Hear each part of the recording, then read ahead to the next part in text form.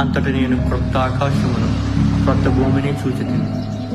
మొదటి ఆకాశమును మొదటి భూమియు గతించిపోయెను, సముద్రమును ఇకను లేదు. అప్పుడు ఇదిగో, దేవుని నివాసము మనుషులతో కూడా ఉన్నది. ఆయన వారితో కాపురముండును, వారాయన ప్రజలై ఉండును. దేవుడు తానే వారి దేవుడై ఉండి వారికి తోడై ఉండును.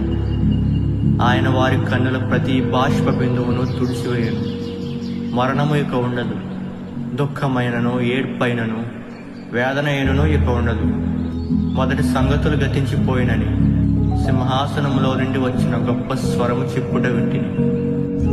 అప్పుడు సింహాసనాసీనుడై ఉన్నవారు, ఇదిగో, సమస్తమును నూతనమైనవిగా చేయుచున్నానని చెప్పాను.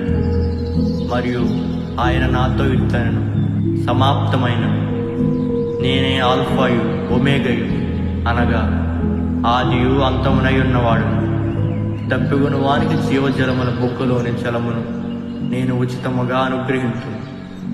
అంతటా 7 దూతలలో ఒకడు వచ్చి, ఆరాధనా నా యేసుకే, నా జీవితం నీకంకితం.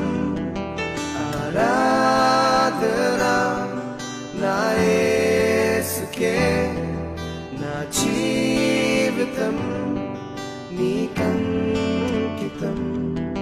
కష్టములు వచ్చినా, శ్రమలు కలిగినా, ఇబ్బందులు ఎదురైనా నీకే ఆరాధన.